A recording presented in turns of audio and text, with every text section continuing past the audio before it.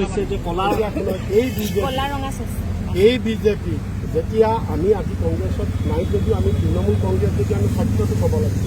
যেতিয়া কংগ্ৰেছৰ চৰকাৰ আছিল এই বিজেপিয়ে গোটেই গুৱাহাটীত আন্দোলন কৰি তেওঁলোকে আন্দোলন কৰি আৰু ক'ত গ'ল এতিয়া মেয়ৰ ক'ত গ'ল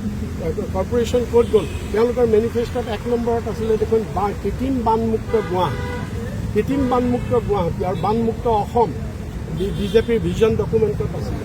আমাৰ মুখ্যমন্ত্ৰীয়ে যে ইমান দাংকুট মৰা কথাবিলাক কৈ থাকিব পাৰে তেওঁ এইটো বানপানী এতিয়া ক'লৈ গ'ল তেওঁলোক গতিকে সেইকাৰণে আমি ধিক্কাৰ দিছোঁ এই চৰকাৰক আৰু তেওঁলোকে নিয়মমতে পদত্যাগ কৰিব লাগে তেওঁলোকে নিয়মমতে মিউনিচিপাল কৰ্পৰেশ্যনৰ এতিয়া কোনো কাম নাইকিয়া কাৰণ তেওঁলোকে টেক্স বঢ়াইছে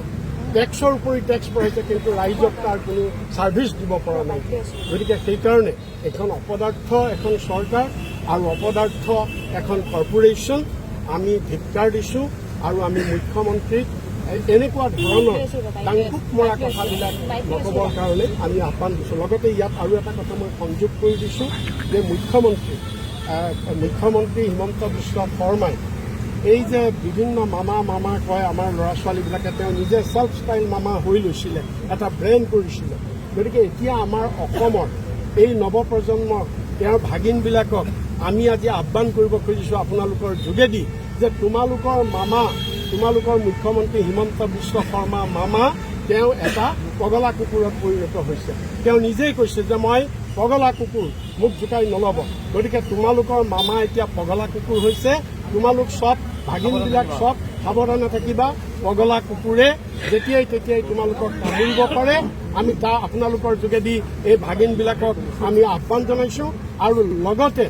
মামাৰ নামটো এতিয়া তোমালোকৰ মামা হৈ থকা নাই এতিয়া মামাৰ নামৰ আগত পগলা যোগ হ'ব পগলা মামা বুলি হ'ব গতিকে তোমালোকেও তেওঁক পগলা মামা বুলিয়ে সম্বোধন কৰিব বিজেপিৰ চৰকাৰটো তেওঁলোকৰ হাতত কি আছে স্বয়ং দেশৰ গৃহমন্ত্ৰীজনে কৈছে যে অসমৰ বানপানী নিয়ন্ত্ৰণ কৰিবলৈ পুখুৰী খান্দিব লাগে পুখুৰী খান্দিলে বানপানী নিয়ন্ত্ৰণ হ'ব গতিকে এইটোৱেই হৈছে তেওঁলোকৰ চিন্তা চৰ্চা অশোক সিংঘালে কি জানে তেওঁ কেৱল ব্যৱসায় কৰিব জানে তেওঁ কেৱল ব্যৱসায় কৰিব জানে নিজে বিল্ডাৰ মানুহ তেওঁ ব্যৱসায় তেওঁ কিমান অট্টালিকা বনাই আছে নবীন নগৰত আপোনালোকে জানে G+3 পাৰ্মিশ্যন কিন্তু তেওঁ সেই পাৰ্মিশ্যন ভায়লেট কৰি কেনেকৈ তেওঁ তাত